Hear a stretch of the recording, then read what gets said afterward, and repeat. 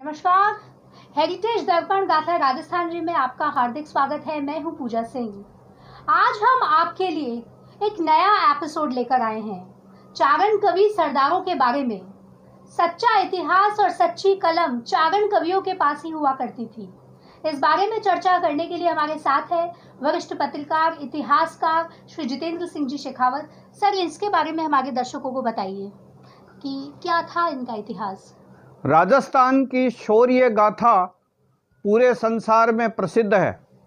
वीरता और स्वाभिमान से भरी इस गाथा को स्वर्ण अक्षरों में पिरोने में बाहरट चारण सरदारों का महत्वपूर्ण योगदान रहा है। चारण कवि सच्ची बात कहते थे, चाहे उन्हें अपनी जान जोखिम में क्यों नहीं डालनी पड़े। वह किसी राजा या शासक की झूठी तारीफ नहीं करते थे।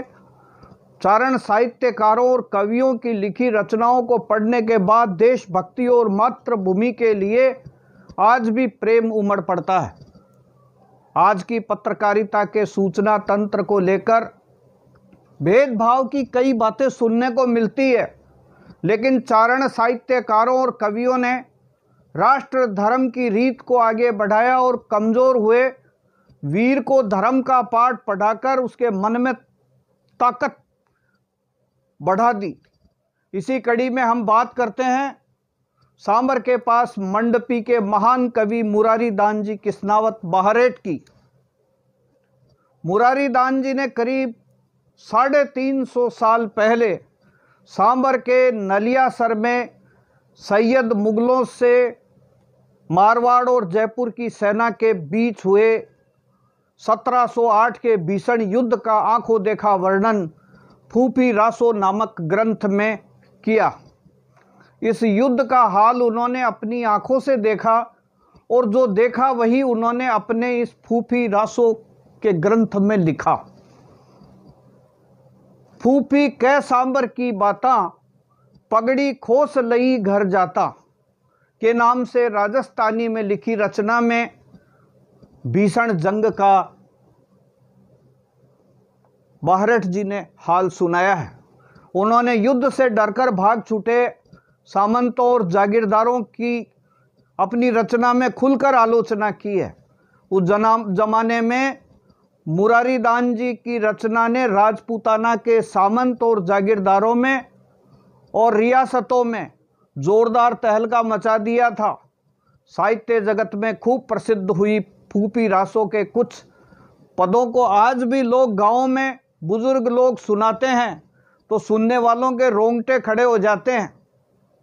खेड़ी चारणान गांव के उदय सिंह जी रत्नू बताते हैं कि मुरारी दान जी सामंती युग के ऐसे निर्भीक व कवि साहित्यकार रहे जिन्होंने युद्ध में पीठ दिखाकर भागने वाले सामंतों और जागीरदारों के खिलाफ बिना किसी डर और हिचक के सच को उजागर कर दिया था। कवि ने रचना के अंत में लिखा, भूंडी अथवा भली है विधना के हाथ, कवि को तो कहनी पड़ी देखी जैसी बात। जी हाँ, मुरारी दान जी ने लिखा कि युद्ध में मरे सैनिकों के शवों का मांस गिद्ध खा रहे थे। इस युद्ध में मारवाड़ की राठौड़ी और जयपुर की कछवाहा सेना में राजावत, शेखावत, नरूका, खंगारोत, नाथावत आदि राजपूत ठिकानेदार और राजपूत लड़ने के लिए पहुंचे थे। हालांकि इस युद्ध में जयपुर और मारवाड़ की विजय हुई थी और उन्होंने सैयदों को बुरी तरह से हरा दिया था। कवि ने कविता के अंतिम चरण में वीरता दिखाने वाले बूढ़ सूखे ठाकुर की जोरदार तारीफ की है। युद्ध से भागने वाले राजपूत सामंतों पर कवि ने तीखे व्यंग बाण चलाए हैं। इस रचना से प्रतीत होता है कि उन्होंने मारवाड़ और जयपुर के राजाओं की बिल्कुल परवाह नहीं की और निर्भीक होकर जो देखा वो लिखा। इस युद्ध में सैकड़ों जागीरदारों ने भाग लिया था।